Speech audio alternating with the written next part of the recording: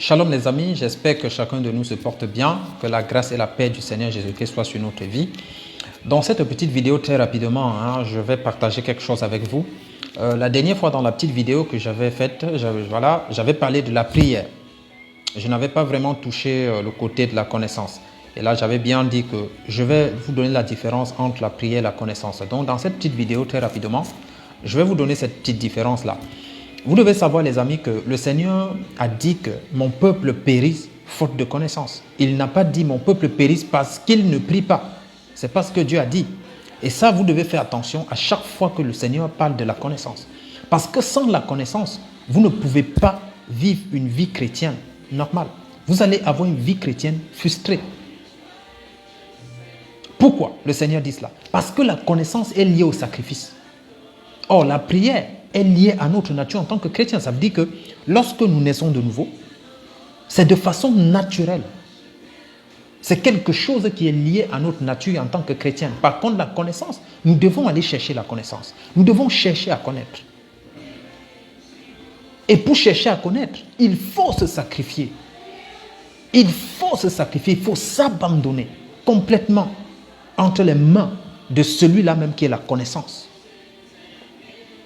Le problème des gens aujourd'hui, c'est qu'en réalité, ils veulent bien des choses, mais toutefois sans rien faire. C'est ça qu'on appelle la sorcellerie. Ça veut dire que vous voulez les choses, mais vous ne voulez rien faire du tout. Ce n'est pas comme ça que ça se passe. Le Seigneur a dit, si quelqu'un veut me suivre, qu'il renonce à lui-même. Il y a des choses que vous devez sacrifier dans votre vie pour avoir de la connaissance. La connaissance, c'est maintenant la connaissance qui va vous amener à prier conformément à la volonté de Dieu.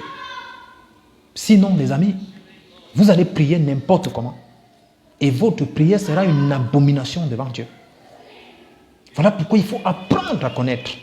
Quand on vous dit de méditer, vous ne voulez pas du tout. Il y a des gens qui ne peuvent même pas méditer. Ils font des années sans ouvrir leur Bible. Mais ils vous disent qu'ils sont chrétiens. Et chaque jour, ils prient. Et rien ne change. Et ils persistent. Ils vont vous dire qu'ils sont dans la persévérance et dans la patience. Mais attendez. La persévérance et la patience, ce n'est pas ça.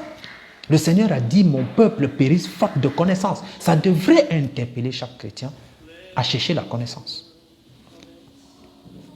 Sans la connaissance, vous ne pouvez rien faire. La connaissance maintenant de qui? Du Seigneur Jésus-Christ. Qui est quoi? Qui est la parole faite chair. On ne prie pas pour être sauvé. On ne prie pas. Non, Seigneur, donne-nous la connaissance. Non, on cherche la connaissance. Il faut aller chercher la connaissance. Et si vous ne voulez pas le faire, vous allez vivre une vie frustrée.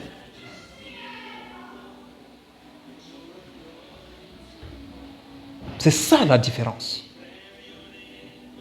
C'est ça la différence, les amis. Vous devez accepter cela. Le problème des gens aujourd'hui, c'est que voilà, ils ne veulent pas du tout. Ils ne veulent pas se sacrifier. Ils ne veulent rien abandonner.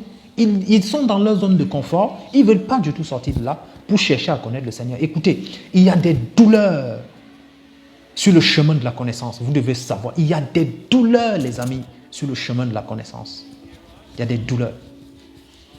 Et tant que tu n'es pas prêt à accepter de souffrir pour connaître, alors tu vas rester au bas de l'échelle.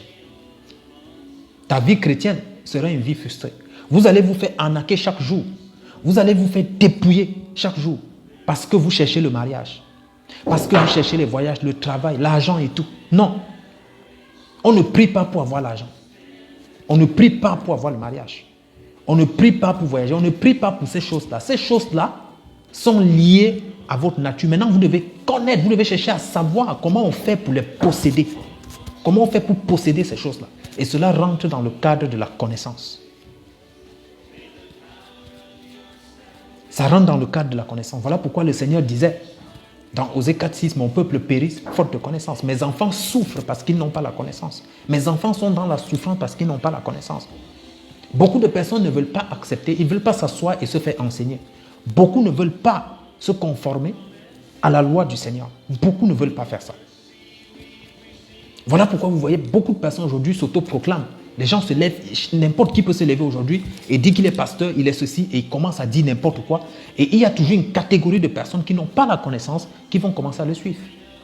C'est pour ça que je vous parlais des fétiches traditionnels qui sont rentrés dans l'église et sont devenus des fétiches modernes et dont les gens utilisent. Et vous ne voyez pas. Pourquoi? Parce que vous n'avez pas la connaissance. Pourtant, vous priez tous les jours.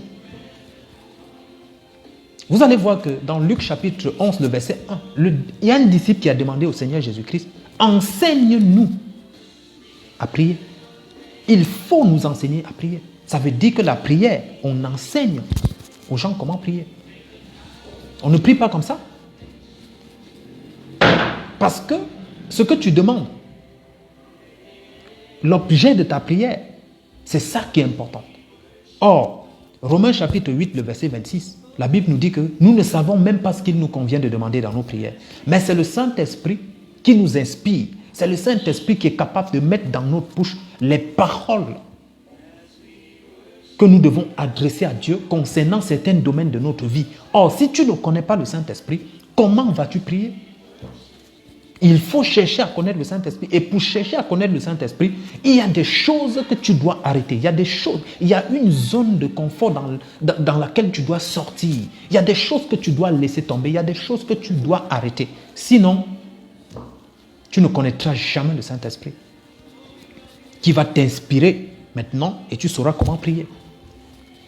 La Bible nous dit dans 1 Corinthiens chapitre 14 que 33 que Dieu n'est pas un Dieu de désordre, mais un Dieu de paix. Le Seigneur est ordonné. Rien ne se fait devant le Seigneur au hasard.